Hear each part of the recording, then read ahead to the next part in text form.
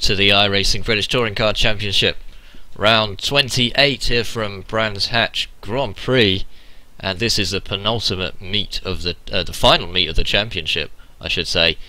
There's rounds 28, 29 and 30 to come this evening, and qualifying first. With me, Chris Cohen, here on BSR TV, joined in the commentary box by Matt Dalton. Evening, Matt. Evening, Chris. Evening, everybody. And in the pit And lane Clyde this as evening, well. Clyde Whiting. Hello, Clyde. Evening, Chris. Evening, Matt. Evening, everybody. This is what it all comes down to. We have 3 races, 10 laps each, and just look at those standings. Andreas Katz has a 45-point lead at the top of the table going into this last round. Bearing in mind it's 20 points for a race victory in this championship. Stelian Chepalewski has his work cut out for him in second place to make up that deficit. Simon Field in third. Could perhaps snatch second if Chepalewski really drops the ball, but very unlikely he's going to be able to take it, even if he gets all the bonus points. Richard Wilde, 4th place. Adam Terry and Ellis Stevens are 5th and 6th, battling it out. There's only 7 points between those two guys. Those two are rivals from last season. Season 2 came down to the wire between those two, with Stevens taking the championship at the very last race. Ashley Sutton all the way up to 7th place after entering the championship late. Hunt in 8th, Smolensky 9th, Diaz 10th place. And you've got to say, Matt, at the top of the table it looks pretty secure for Katz now. It does, but I know that Stelian is going to be on an absolute mission tonight. I think his intention is to go out, so this is going to be it's going to be an absolute belter this evening. And the second half of the table, well, say the second half, but 11 to 20, there's plenty more drivers than that, we can't feature them all. Hristo Ublev, Laura Bond up to 12th place now, Julian Janowski 13th with Russell Laidler. Interesting to see what happens there. Robert Fagg is 15th, Nick McCarron 16th, Burleson 17th, Steve Richardson 18th, McGarity 19th, and Fletcher is in 20th place going into this final meet. And Brands Hatch seems to be a track that's quite dear to all these drivers, Clyde. Yeah, obviously, British Touring Car Championship, but a British track. It's just one of them tracks that flows, but it's easy to make mistakes, very easy to damage the car. Everybody just enjoys it. Yeah, I mean, it almost feels like coming home at the end of the season, Matt. Yeah, I think that's probably a fair way of putting it. And some other news as well. Koba Lopez is back out there on the grid. We haven't seen him for a while. No, he's recovered from his mid-season flounce, and it's nice to have him back. Well, he's out there for one final round. Hopefully he'll join us again for the next season, because if there's anything you should know about Koba Lopez, it is that he is very fast. Look at that pole position time at the moment, 1:30.0. It's almost as good as me.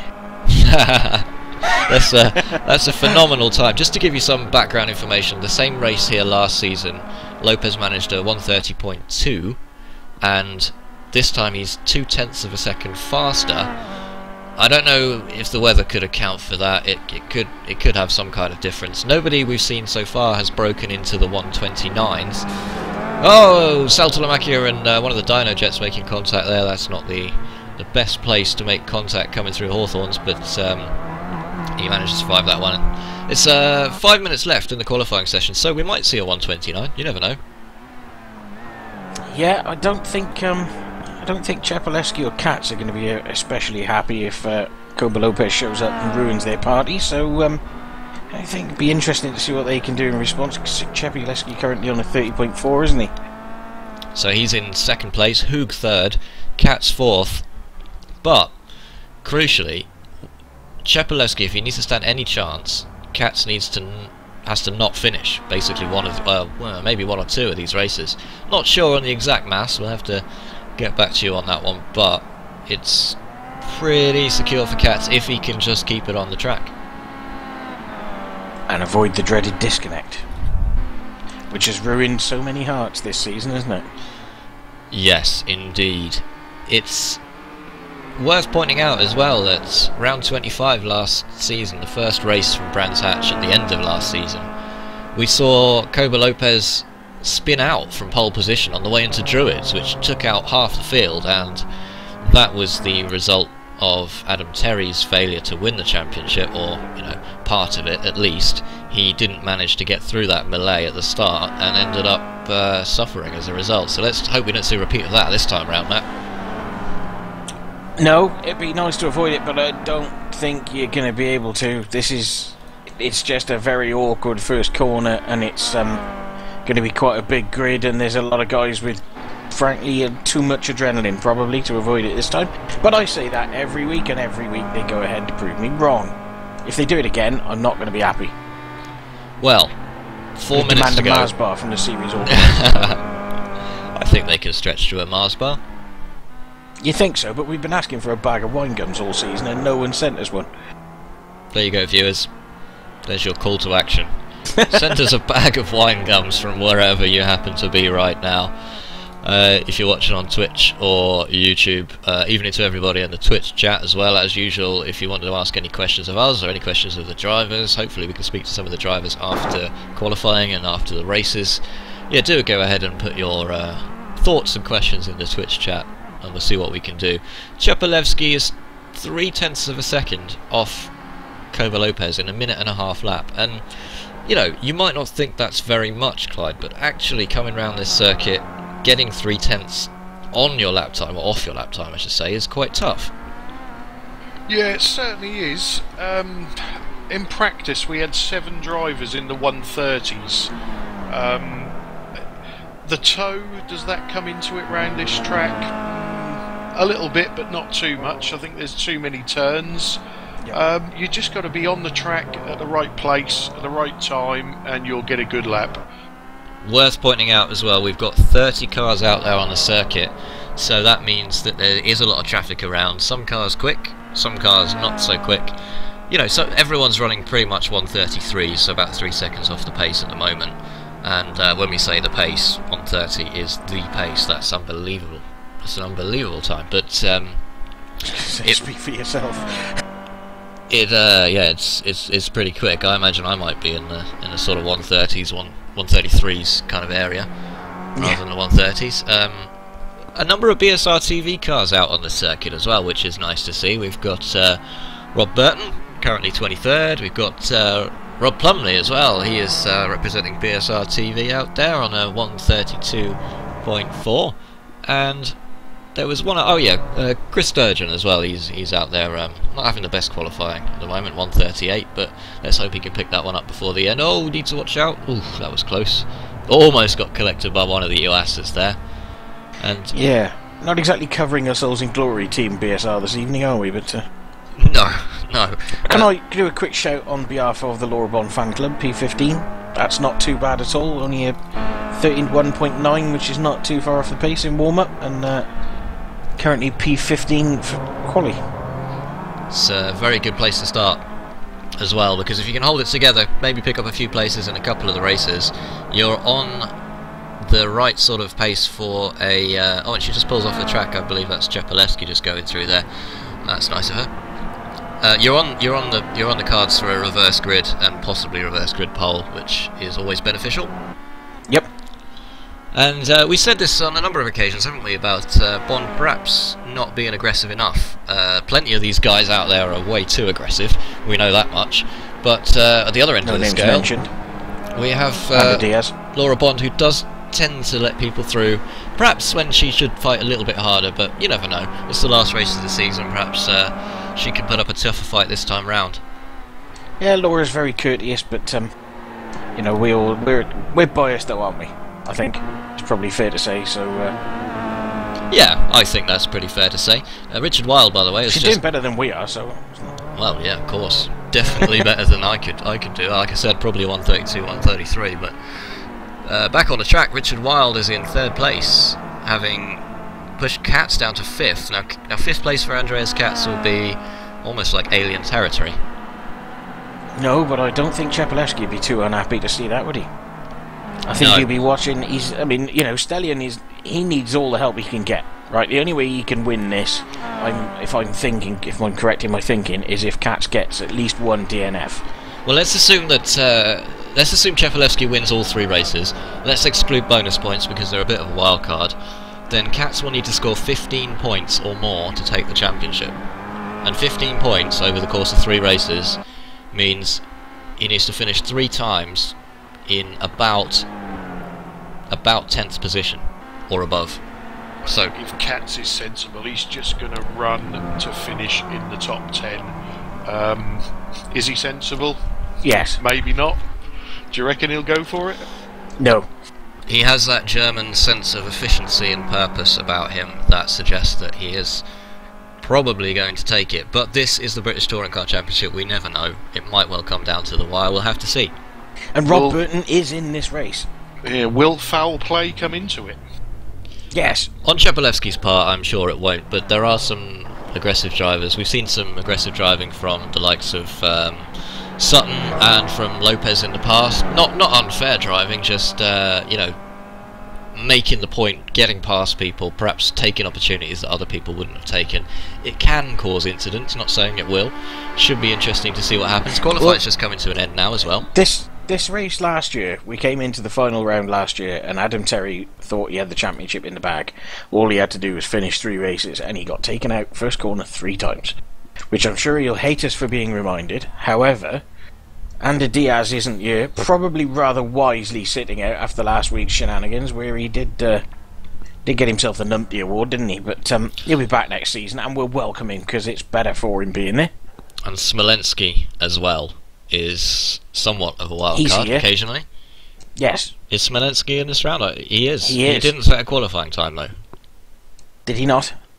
Not according to the timing we've got here. So we had 27 drivers setting a qualifying time, and Smolensky, Janowski, Michael Hall, 3 drivers who didn't set one. Interestingly enough, they're still welcome to start from the back of the grid within the rules, of course, if they so choose. Interesting. Smolensky ran a 31.7 in warm-up, so I wonder, was there something going on with a technical issue as why he hasn't run, or? Yeah, it should be interesting to find out, see whether he grids up.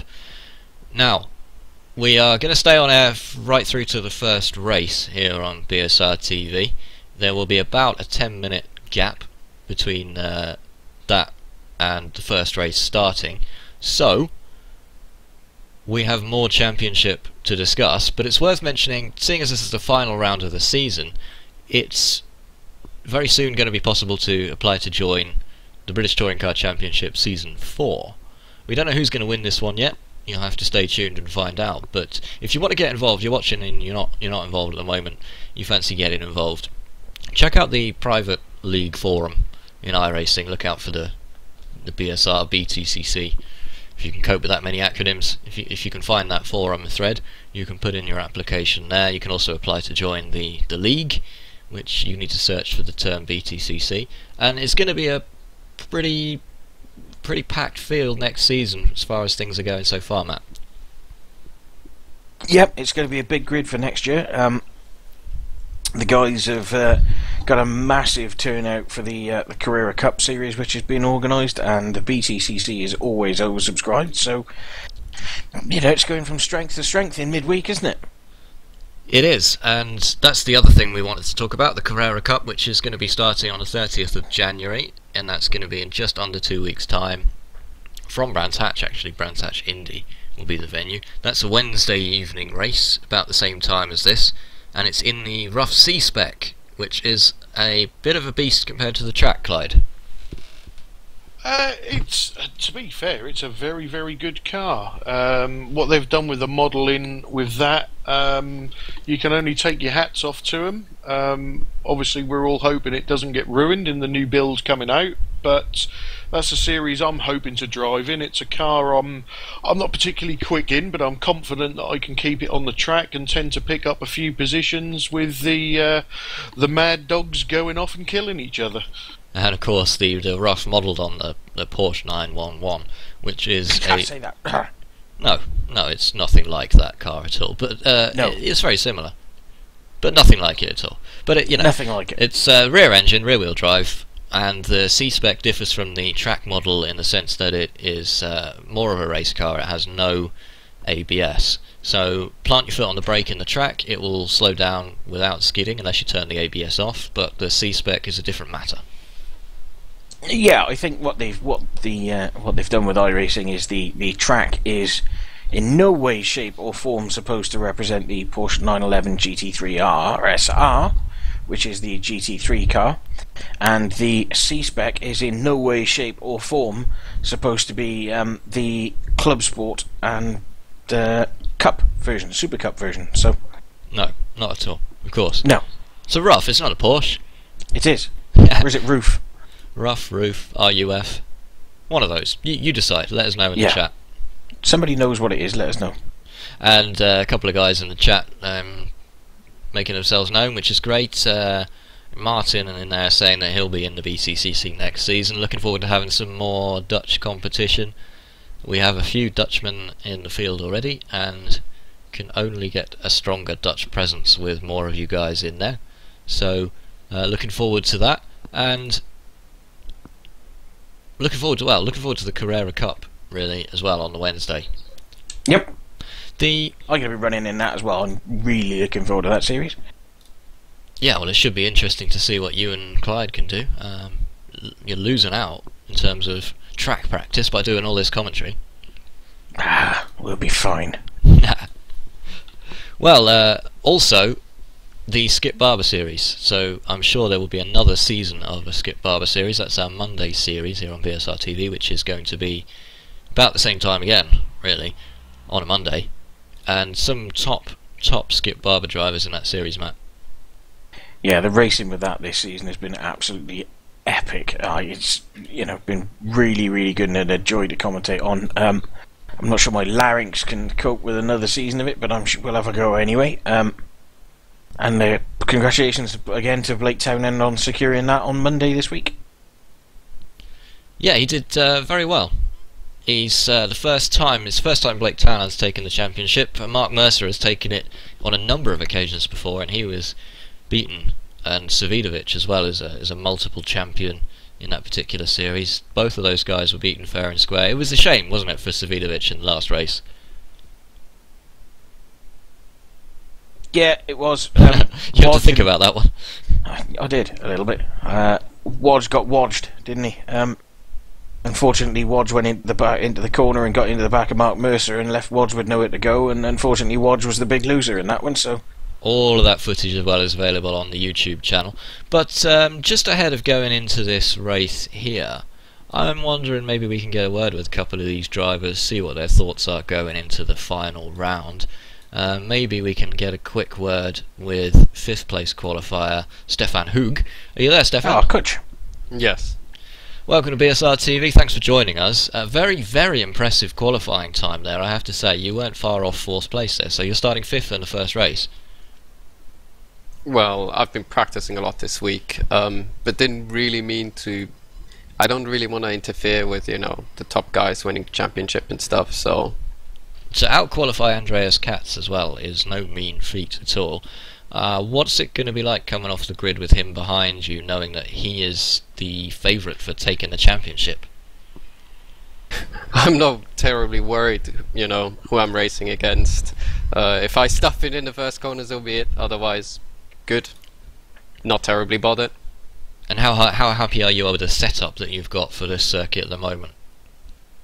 I've been playing around with it the whole time, all week, and then today I went up with the wing to 3 degrees, and instantly I was 2 tenths quicker. So, yeah, I think it should be good.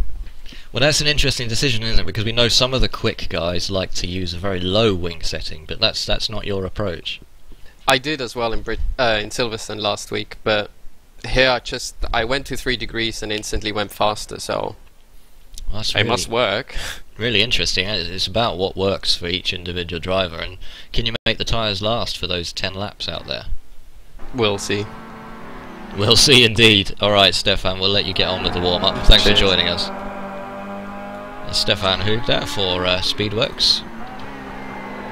Sorry, Matt, you were about to say? Was I? I don't know, it sounded like you were about to say something. If not, I'll just carry on talking.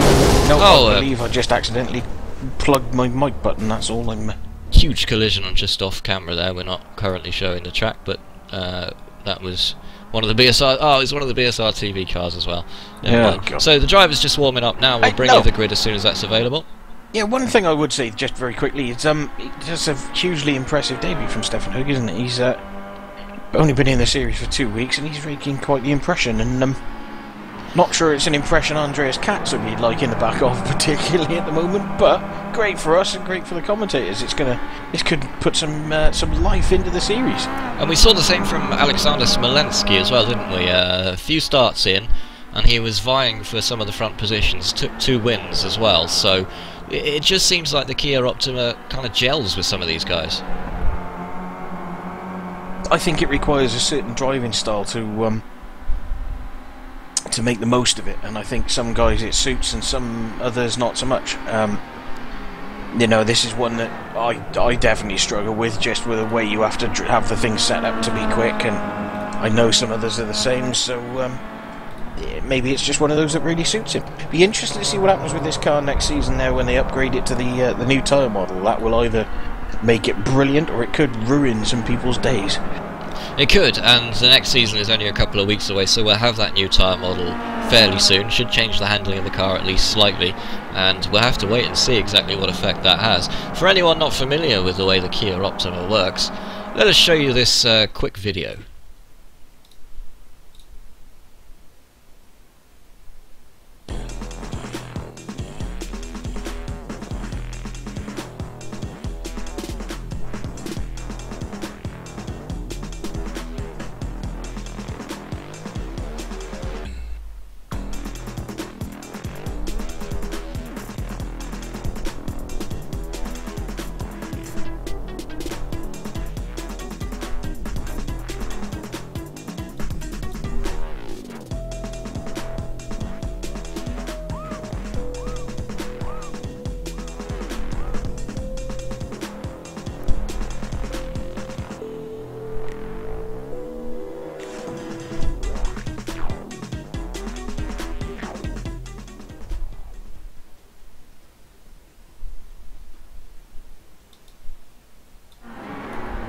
And welcome back. We are, if you're just joining us, we're about to witness round 28 of the iRacing British Touring Car Championship. Drivers just warming up. We're about 3 minutes away from the grid now. It's an interesting start to the lap, Clyde, because the track pretty much just drops away to the right as soon as you get off the line. I'm no road racer, but it's horrible. It's one of those that if you're going too quick, you've lost the back end. If you're going too slow, you've just lost all your speed round the corner. When you watch the guys that get it right, it's absolutely fantastic. But when you watch somebody like me, you see how bad it actually is.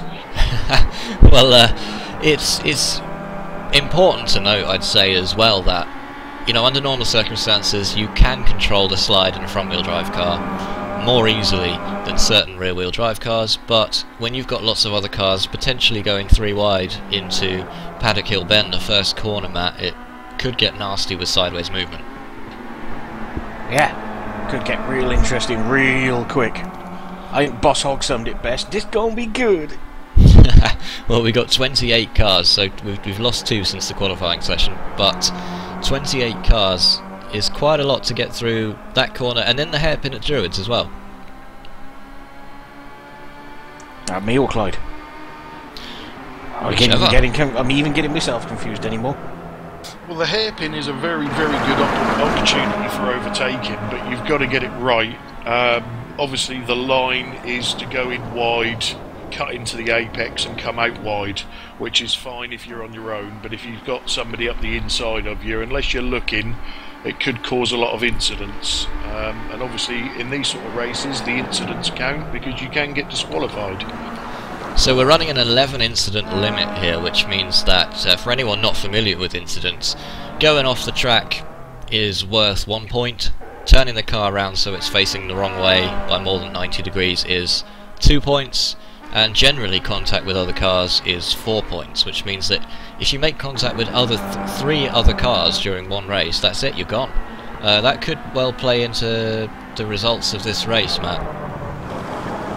Yeah, we've seen a couple fall foul of it in recent races, haven't we? And this is one of those tracks where you're going to pick up a lot of very small incident points as well, because there's so many tricky little corners that you can put a wheel on the grass, so that's going to force people to behave a little bit. That's the theory, anyway. Also, in the Twitch chat, I don't know who chose this name, but Kim Jong-il Lover, apparently, says he thinks it's Roof.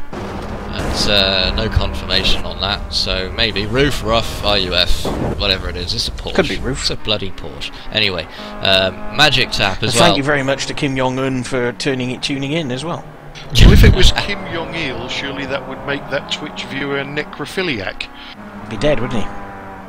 Commiserations on your uncle, who you had recently killed.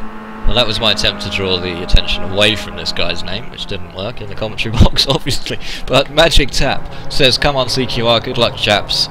And he is also CQR, not racing this evening, but routing the bright green, the lime green, and the bright orange cars out on the track, the two CQR teams that we have out there. So, they always tune in, don't they? We always get quite a few of the CQR guys tuning in to watch on Twitch and things, so it's always nice to give them a little plug and say hello. Yeah, big supporters of the channel and their own drivers as well, which is very nice to see. Warm-up has now concluded, so Koba Lopez will lead the field away from the start of this 10-lap race from Brands Hatch. He's already there on the grid, so he is absolutely raring to go.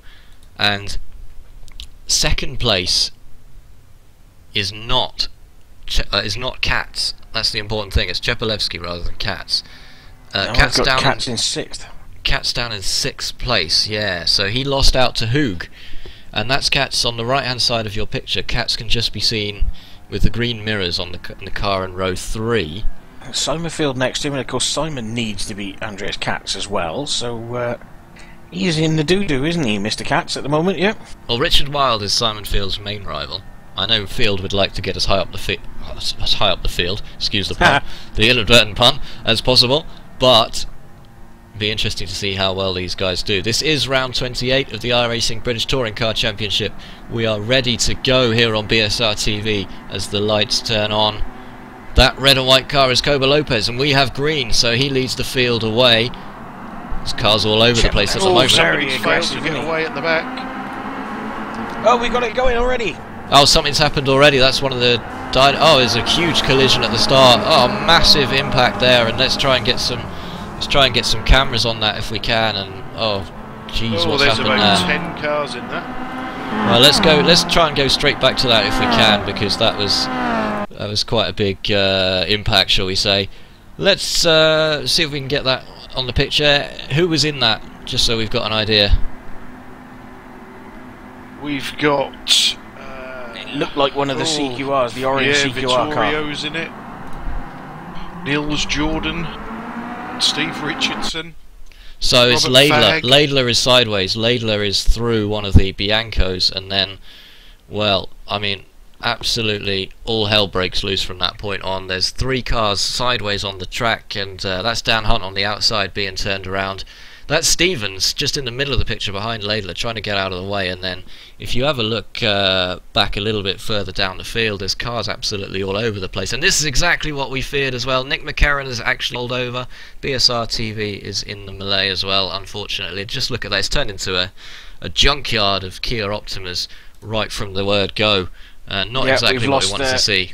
We've lost Laura Bond in that one. Adam Terry's limping his way around. There's a large number of guys who are all caught up in that, and gals. One man who wasn't caught up in it is Koba Lopez, who currently leads this race.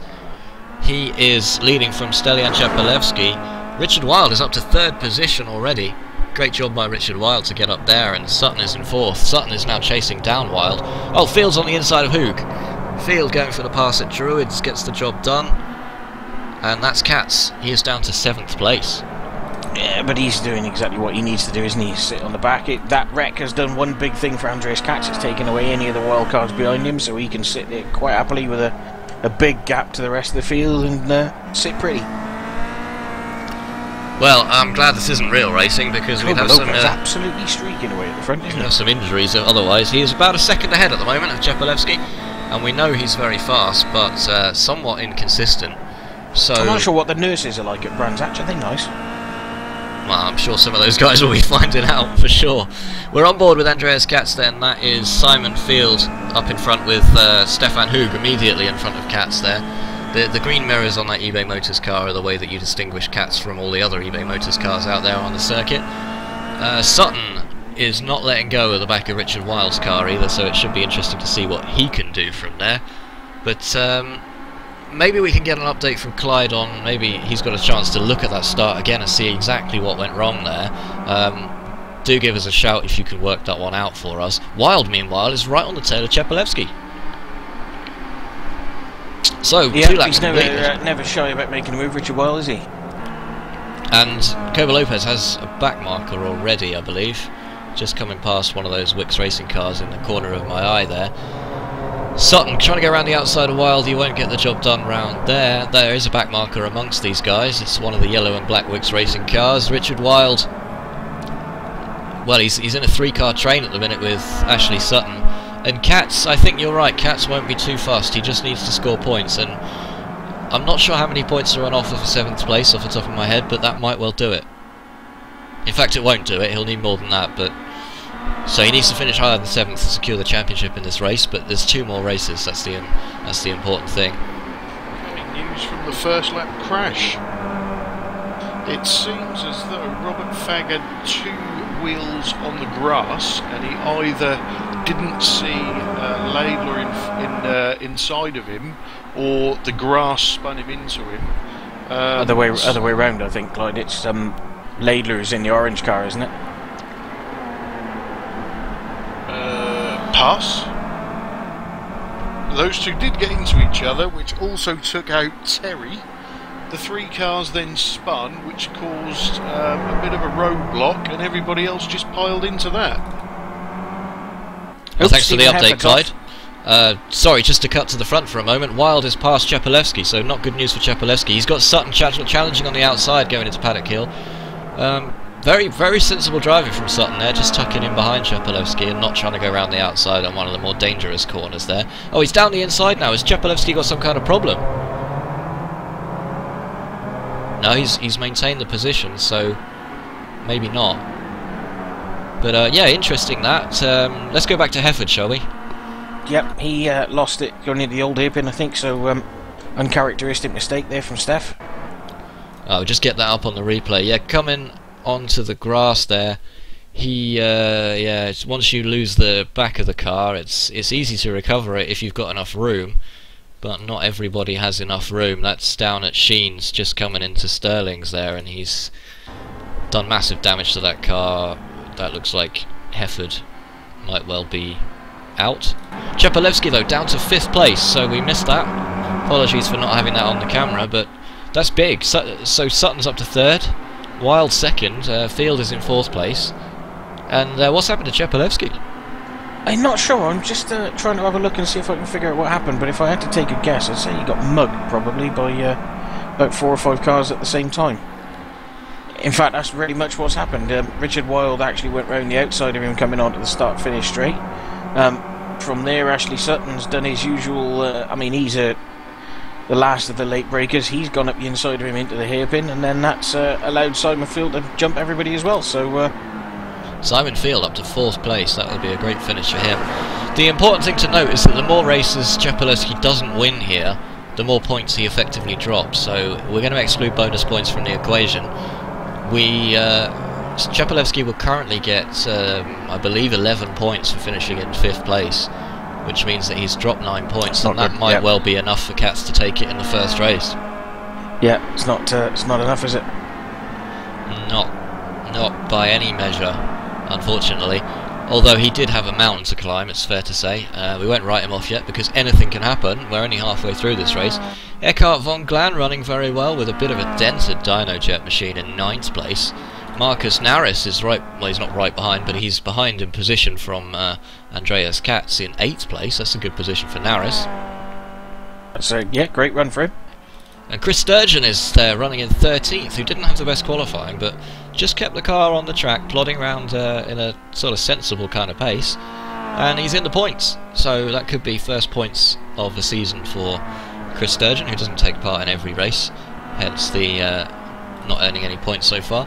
Richardson currently running in 10th with Scott Malcolm just behind him, and Lopez, well, he is now about 3 seconds in front of his nearest rival, Richard Wilde, and well, no one's going to challenge that sort of lead unless he makes a mistake. Yeah, they're all bunching up quite nicely, Richard Wilde and Ashley Sutton, Simon Field, aren't they? They are, yes. Oh, a field right on the back of Sutton there. There's 3 cars in a chain. That's Wilde, Sutton and Field. I feel like you could make a poem out of those 3 themes, but Field is currently at the back of this group, and Chepolevsky's dropping off. So, not entirely sure why, but Katz is definitely under no pressure now. He'll know that. He'll see Chepolevsky just in front of him, and he'll know just to hold on to the car and keep it running round in a reasonable pace. A reasonable pace for these guys is quicker than probably you or I could manage at all. I just wonder with Cheppy, is he just maybe got himself so wound up about this tonight and about going full attack and everything else that he's just making more mistakes than he needs to be and just overdriving it. I mean, to be fair to him, we should say, and we'll remind everybody again, that the reason he's in this position is through some pretty horrific luck. So, you know, maybe he's just overdriving it. You know, he is edging back up onto these guys again now. Well, maybe we can ask Clyde to look at that, whether the last 6 laps have been full of mistakes for Chepolevsky or whether he's kept it fairly clean, and just give us an idea of maybe why he's dropped down those 3 places. We're on board right now with Simon Field for Wicks Racing, who's currently running in 4th position, and Wilde has been jumped by Ashley Sutton, so we've missed that one, and Sutton is now up to 2nd position in this race, although I feel he's too far behind. He's 4 seconds now behind Coba Lopez to do anything. Oh, a little tap there from Field, that won't help his incident points. Little dent on the back of Richard Wilde's Welch Motorsport, I should say, machine, and a very wide exit from Graham Hill there from Field. He's got to watch these little incidents because all these points will add up, and if he suddenly disappears, you'll know why. We have lost a few cars from this race, unfortunately. Kai Barker is out, Russell Laidler is out, and Alexander Smolensky, not sure whether he's in the session, but I'm not sure whether he started. If he did start, he is now out of the race. And just look at this right at the back, unfortunately, Ellis Stevens, who got tangled up in that first corner. Well, it wasn't even the corner, was it? It was the first straight, absolutely huge collision involving half the field. And it's not looking good. Although Stevens' main rival Adam Terry was also caught up in that, and Terry is currently running 18th, so he's out of the points as well. But it's important to note he's in a better position to get into the points for the next 2 races, isn't he? Yeah, that's absolutely correct. And Steve Richardson running very solidly in 9th position as well. That's a good result for him. It is. Absolutely. Oh, and just one of those cars off in the background, that's Scott Malcolm getting in a little bit wrong there, coming into Sterling's. So we've got 3 laps to go from Brands Hatch Grand Prix circuit in round 28 of the iRacing British Touring Car Championship. This is just the first race, so there's 2 more races to come this evening. Although we'll have to do some mental arithmetic for you as to whether this is enough for Andreas Katz to take the championship from 7th place. If it is, it would be a very different end to last season. It would. Just looking at Ellis Stevens running around behind, trying to do a bit of recovery here behind Rob Burton and Nils Jordan. Stevens has 2 laps down, so yep. might not matter at this stage. Oh, Terry's up to 17th, having slipped past Laura Bond, pushing her down to 18th. So Terry's got 2 more positions to gain, and he's going to need to make up 23 seconds, so I don't think that's going to get him any kind of points. One man who is in the points, though, is Nils Jordan for Pertec Racing. Good to see him having a better race than he's had in the series so far. He'll be happy with that. But we've got a right old battle going on between him and Robert Burton. Burton's down the inside, actually, so Burton takes that position from Jordan, and that's Ellis Stevens as well, who is a lap down, so that's not for position. But Jordan has just lost his one championship point, so he'll be eager to get that back if possible, if he doesn't get Burtonated.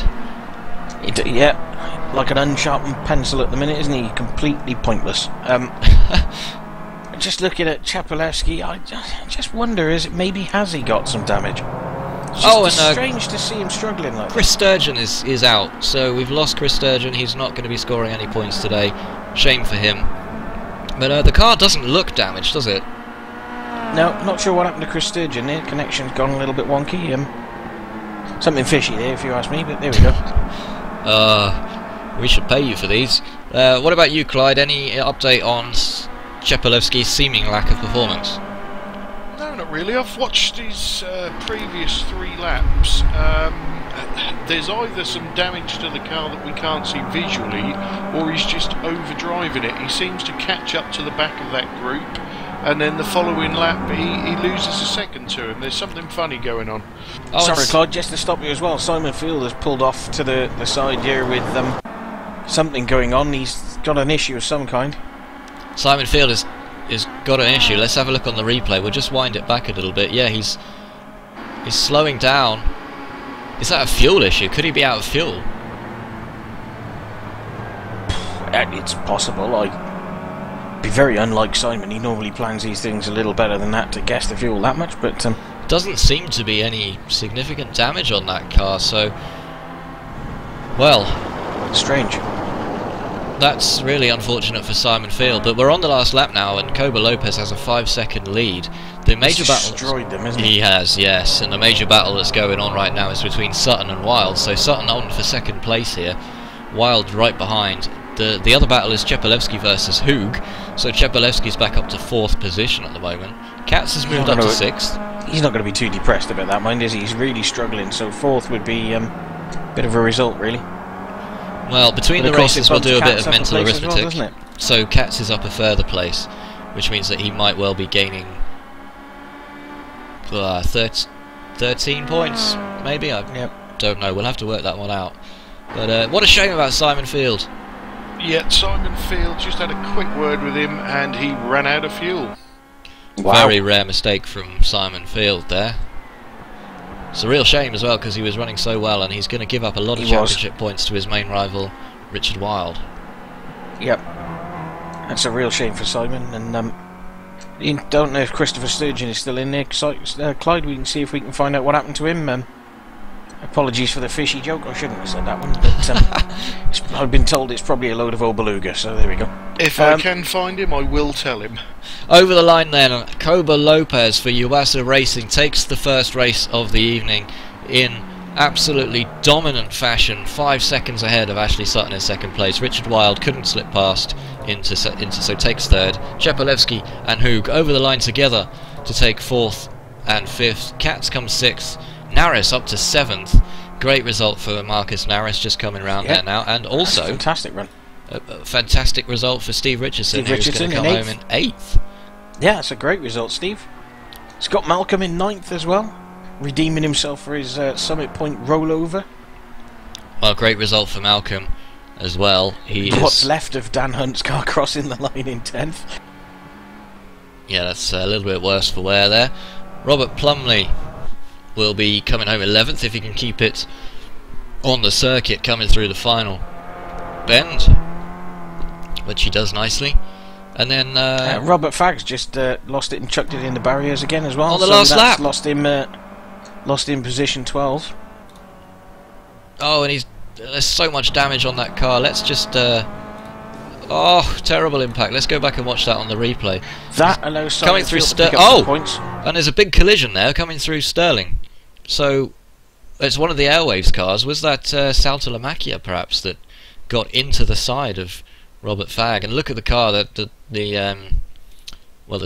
steering's completely off on that thing, and he's just yeah, into the barrier and nothing he can do there. So not sure which one of the Airwaves cars that was, unfortunately, but definite heavy contact anyway.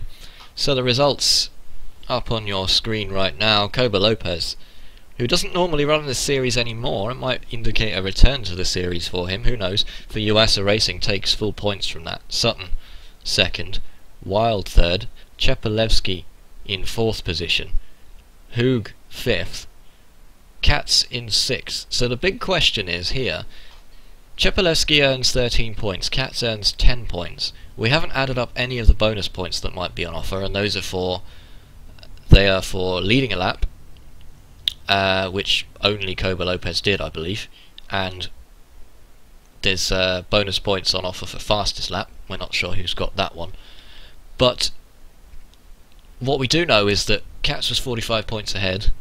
We've got 2 races to go. We'll do some mental arithmetic in the break, and we'll let you know what the situation is there. Equally, if you can do your own mental arithmetic in the background and let us know in the Twitch chat, do so. But right now we've got Ashley Sutton from CQR. Evening, Ashley. How are we doing, guys? Pretty good. All the better to see you come home second in a dramatic battle with Richard Wild. How was that? It was tense. My Lopez was just in a different league, but my aim was just to try and chase down Cheppy and Richard and try and gain as many places as possible. Now, we saw Chepalevsky go from second to fifth, and he did come home in fourth in the end, but it seemed like he had a problem for a while. What was your view on that?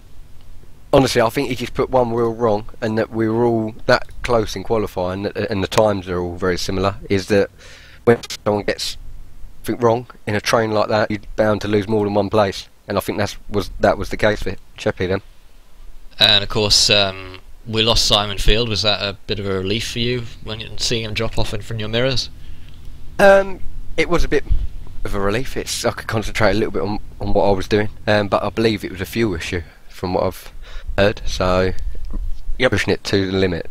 Yeah, I think he actually got a race set up from Stefan Hugen and didn't check the fuel levels before the race, and that's why he ran out. Oh, right, okay, yeah. We've all realised that you can run a lot less fuel, but I think he was beyond the limit, so... Well, there's 2 more races this evening, but the crucial thing is that you're starting from second position in the next race. Can you challenge Lopez into Paddock Hill Bend? I think on the first 4 laps I can match him on pace. I think he's a little bit better on the tyres than I am, but we'll see what we can do. I was going to say, I think you have to try and chuck one up the inside of him to unsettle him, don't you? Because otherwise he's just going to disappear again. Matt, when do I never leave a gap open and not take it? Well, I've never seen you do it once, mate. Don't worry about that. It's worth noting that not only have we never seen one driver win all 3 races, and Lopez will be after that, we've also never seen Lopez overtaken without making a mistake that put him out of the race. So you could be the first to do that. Just bear that in mind. Well, let's see what happens. No pressure. Alright, thanks Ash, and we'll catch up with you later. In fact, I think that's what happened, wasn't it? Somebody overtook him last time and then he had a 3-month flounce. It might well have been, who knows, couldn't comment on that. We're going to have a quick word, if we can, with the man who ran out of fuel, unfortunately, Mr. Simon Field. Are you with us, Simon? This is brave. Gee, that's a nice introduction, isn't it? After such a great season as well, you must be kicking yourself for that. Oh, no kidding.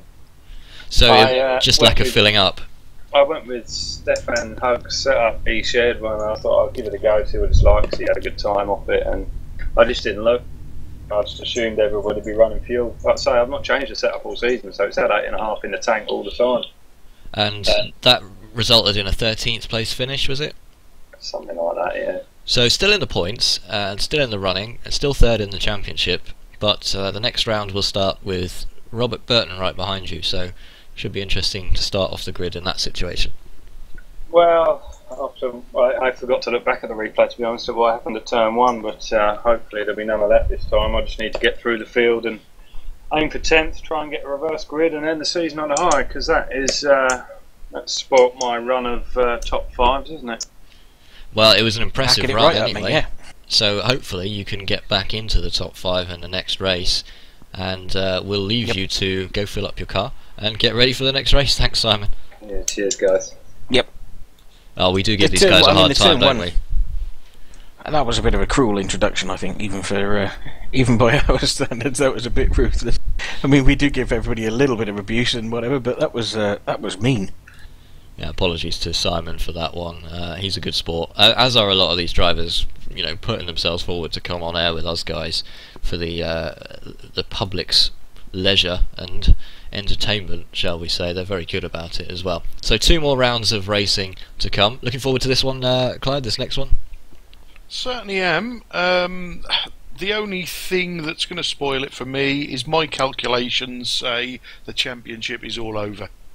Well, you might well have heard it first here on BSR TV. Has Andreas Katz won the championship? Clyde seems to think so. We'll confirm this during the break. If you're watching on Twitch, don't go anywhere. It'll retune itself. If you're watching on YouTube, skip to the next video and you'll be able to find out. Thanks for watching.